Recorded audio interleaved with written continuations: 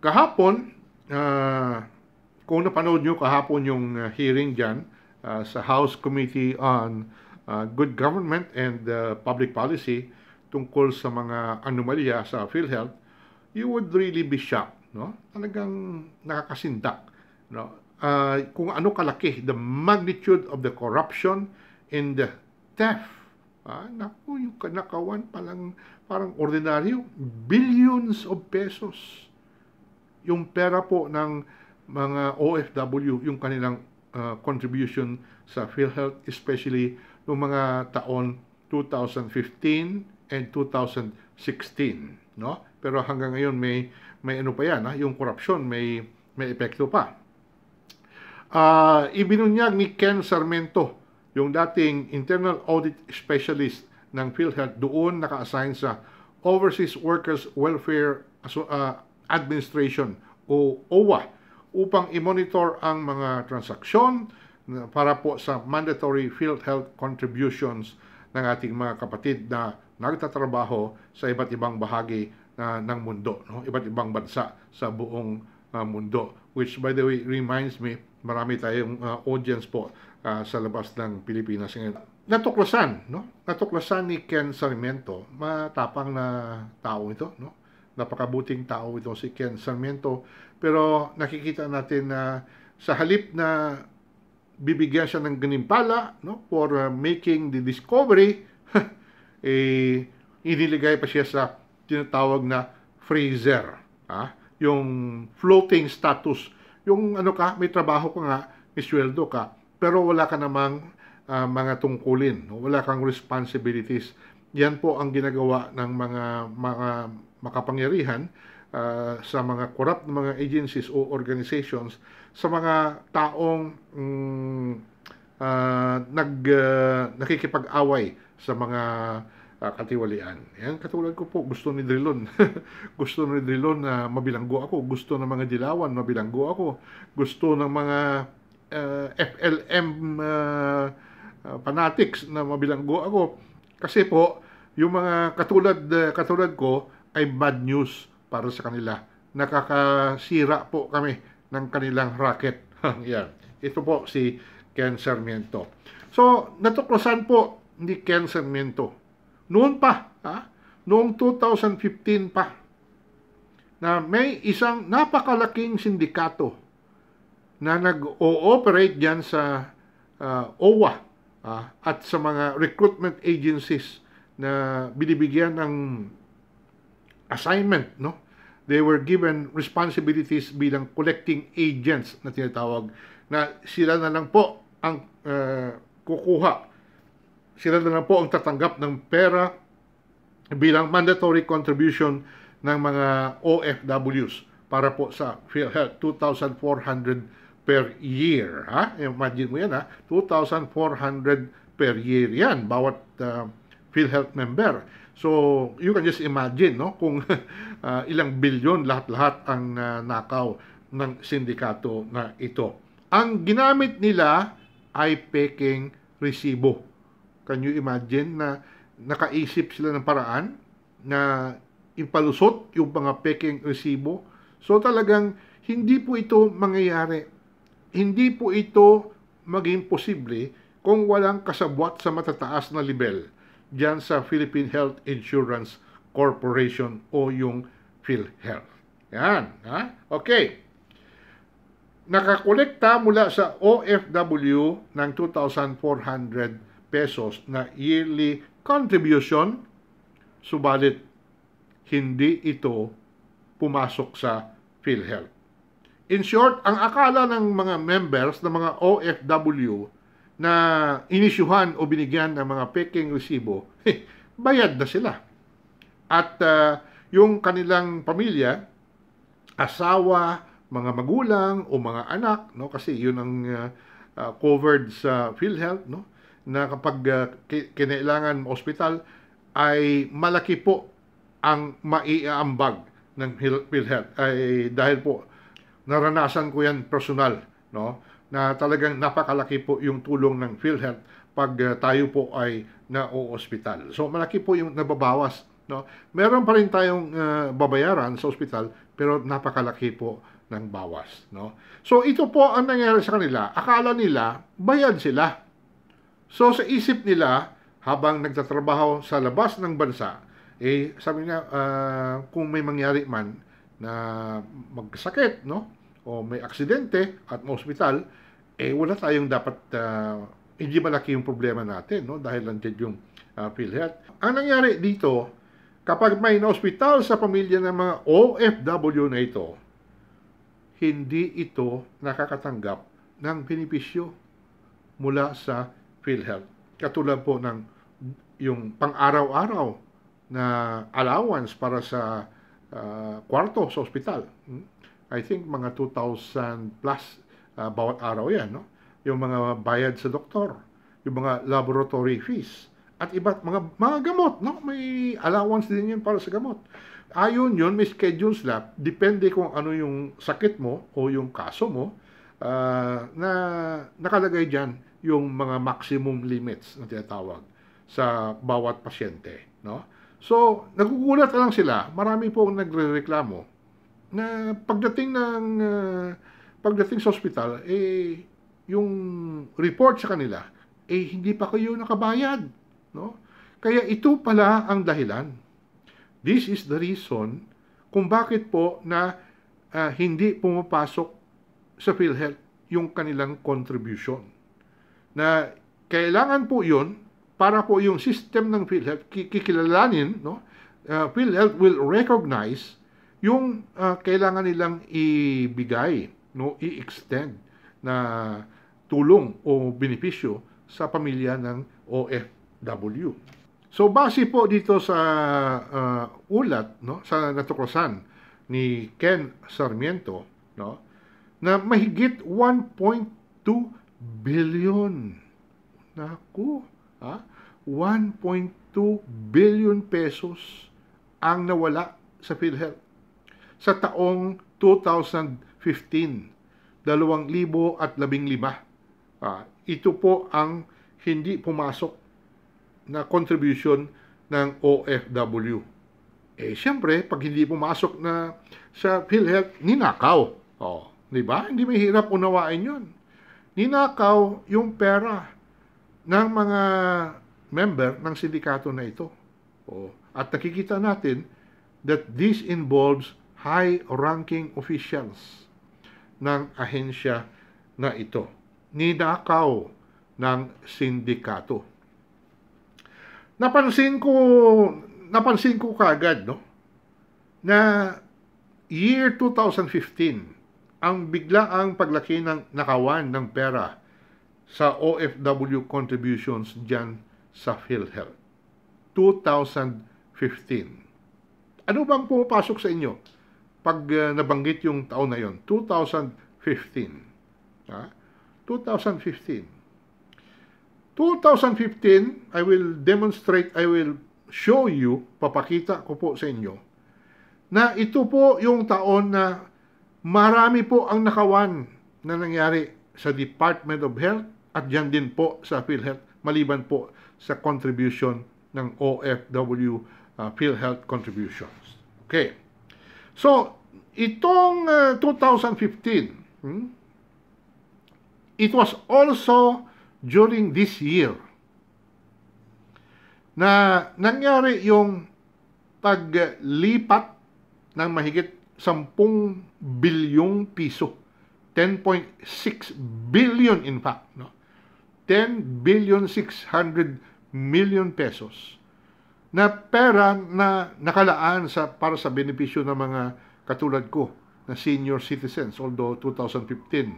Noong 2015, hindi pa po ako senior. Pero anyway, ang pera po na ito ay nakalaan para sa senior citizens, no? Ano nga yung signal ko? Mukhang frequent na naman yung buffering na tinatawag, no?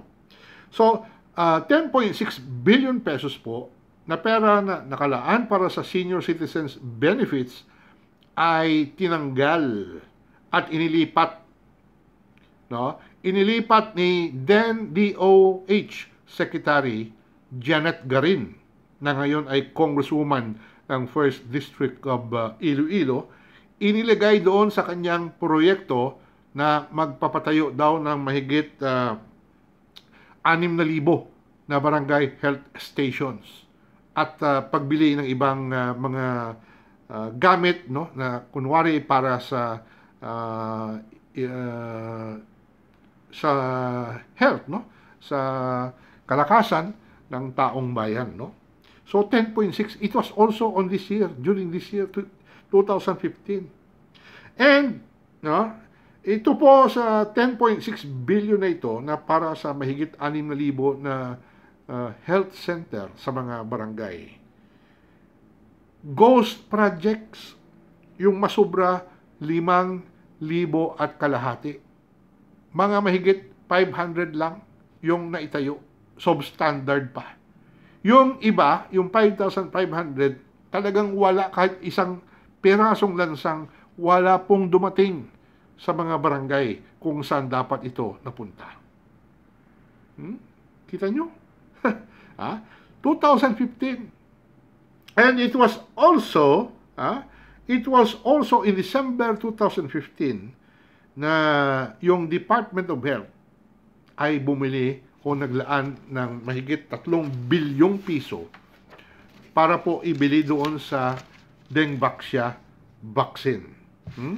So in fact, noong nakaraang linggo, nagpalabas na ang Blue Ribbon Committee dyan sa Senado na pinamumunuan ni Senator Richard Dick Gordon ng isang recommendation, ng isang committee report na kailangan sampahan ng kaso na graft o pandarambong itong dating DOH Secretary Janet Garin, dating Budget Secretary Butch Abad at ilang pang mga opisyal ng Department of Health, no? Dahil po sa ginawa nilang pag-divert, no?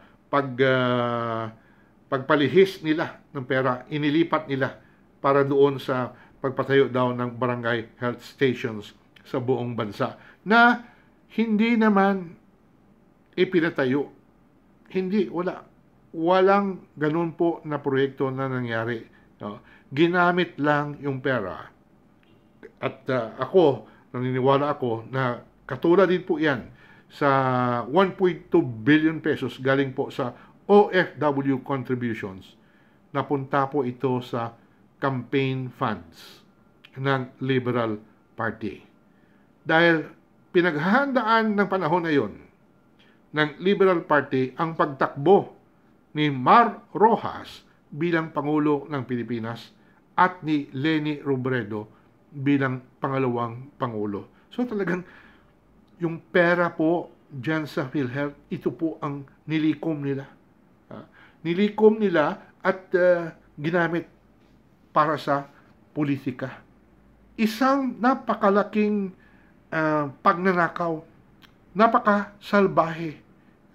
Napakasalbahe, very, very unconscionable. Talagang wala pong konsyensya ang mga taong ito.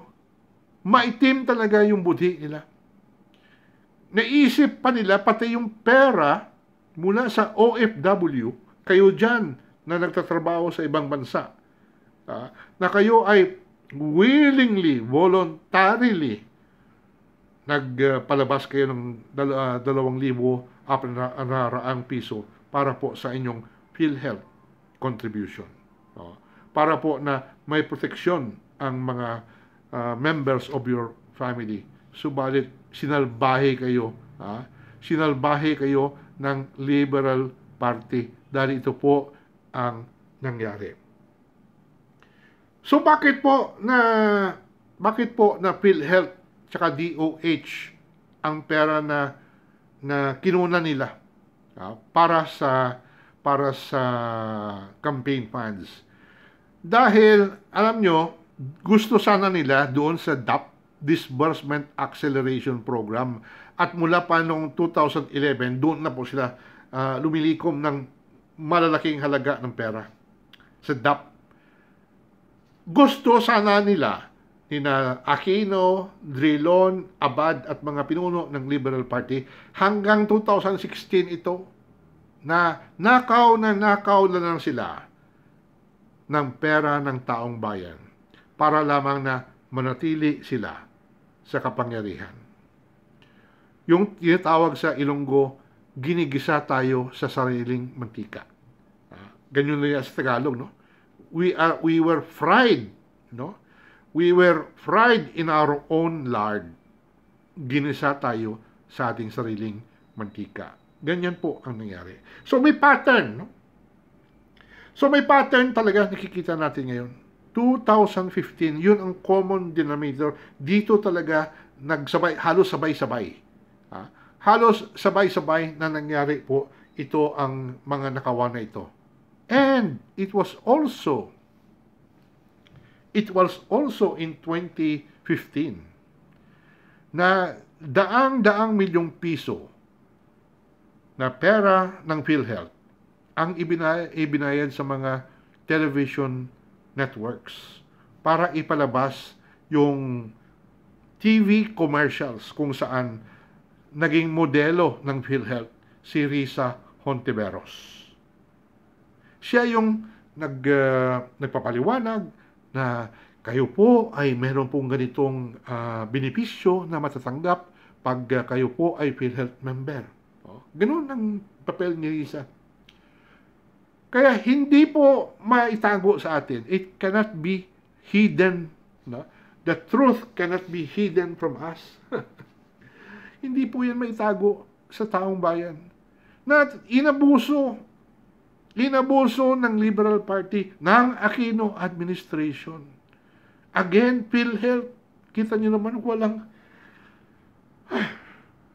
no conscience. No? Ang puso nila ay parang bato. Wala silang, hindi nila nararamdaman kung hindi man lang nila naramdaman ang hirap ng taong bayan. Yung sakripisyo ng ating, lalo na kayo, mga OFW, na naghihirap kayo, you are far from your families. Siyempre, nakakalungkot. Nag-iisip kayo, mabuti na lang ngayon at mayroon ng Facebook, may YouTube, no? May Zoom, na nakakausap nyo ang mga mahal nyo sa pamilya, kahit na malayo kayo, at least kahit na araw-araw ay ganito, face-to-face kayo, nag-uusap kayo, na hindi man talaga mawawala yung lungkot, pero siguro nababawasan naman. No? Mabuti na lang. At merong ganitong technology sa panahon na ito. Pero nung 2015, hindi pa ganito, no? Hindi pa ganito moderno ang technology. Kaya makikita po natin na kung ano po kaitim ang budhi ng Liberal Party. Na ito, si Risa Hontiveros, inabuso yung kanyang pag-upo bilang member of the Board of Directors ng PhilHealth. Daang-daang milyong piso ginastos, ibinayad sa mga television networks. Para ano? Para ma-promote, para mabenta ang mukha niya, yung pangalan niya, para maging mabango siya sa taong bayan. Eba, unfair yun, di ba? Unfair yun dahil pera ng taong bayan at ginamit niya, she exploited her position as member of the board of PhilHealth.